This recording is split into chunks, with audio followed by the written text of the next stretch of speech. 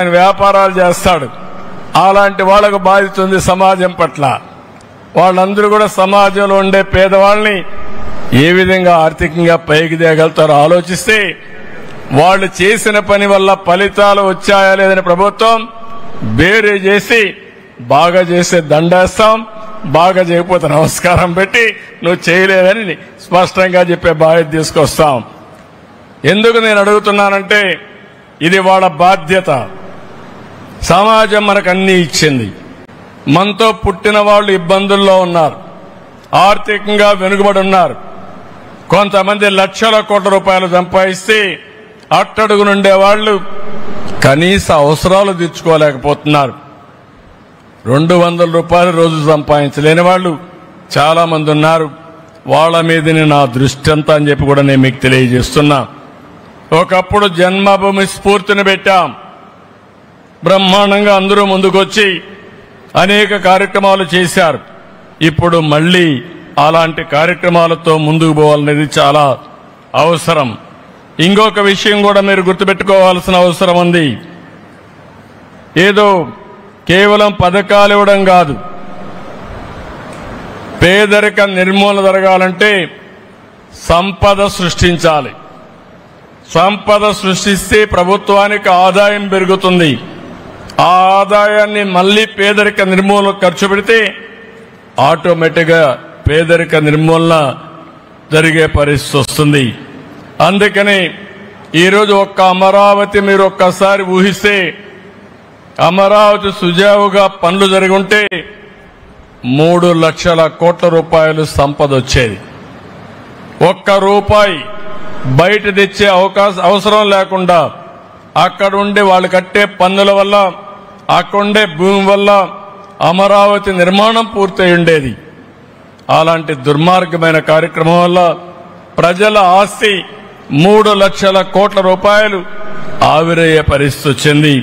చాలా బాధాకరం అని చెప్పి కూడా నేను మీకు తెలియజేస్తున్నా. అందుకే ఈరోజు నేను మీ అందరికీ చేనేత కార్మికులందరికీ హామీ ఇస్తున్నా. రాష్ట్రంలో ఉండే ప్రతి ఒక్క కుటుంబానికి హామీ ఇస్తున్నాం. డిపార్ట్మెంట్ కూడా అవసరమైతే రిఫార్మ్ చేస్తాం. డిపార్ట్మెంట్ ఆలోచించాలి.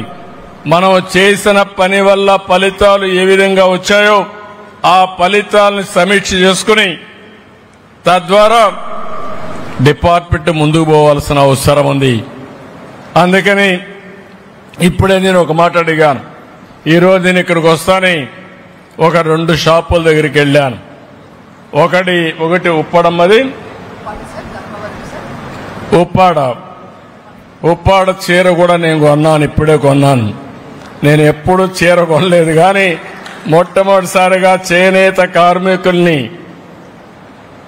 ప్రోత్సహించడానికి మా మిస్సెస్ కూడా గుర్తొస్తే 2 చీరలు కొన్నాను. ఒకటి ఉప్పాడ, ఒకటి ధర్మవరం అని చెప్పి నేను మీకు తెలియజేస్తున్నా.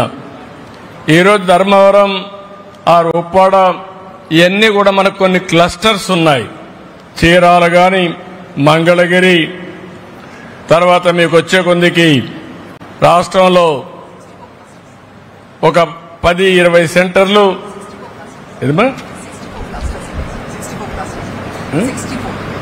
64 క్లస్టర్స్ ఉన్నాయి మనకు. నేను ఎమ్మెల్యేగా ఉన్నప్పుడు ఏదైతే శ్రీకాకుళం పొందూరు కద్దరు, అప్పట్లో ఆ షాపు పోయి హైదరాబాద్లో ఉంటే ఎమ్మెల్యేలుగా ఉండి ఆ పొన్నూరు కద్దరు కొనేవాళ్ళం. ఇవన్నీ కూడా మనకు ఒక 64 క్లస్టర్స్ ఉన్నాయి.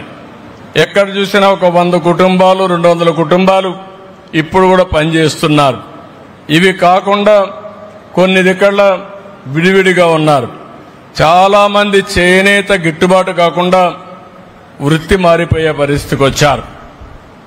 నేను వృత్తిపరంగా మీరు ఆలోచించినప్పుడు ఓసారి అనిపిస్తుంది, మనకు కుల వృత్తులు, చేతి వృత్తులు ప్రధానంగా వచ్చాయి.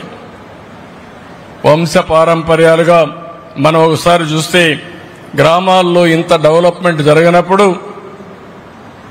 ఒక్కొక్క కులం బీసీల్లో కానీ మిగిలిన కులాల్లో కానీ కొన్ని వృత్తులుగా ఆధారంగా పోయారు. అలాంటి ఆధారంగా తీసుకున్న వాళ్ళు చేనేత కార్మికులు ఉన్నారు. ఆ పరిశ్రమలో చాలా ఇబ్బందులు చూశాను. 24 గంటలు పిట్టు పైనే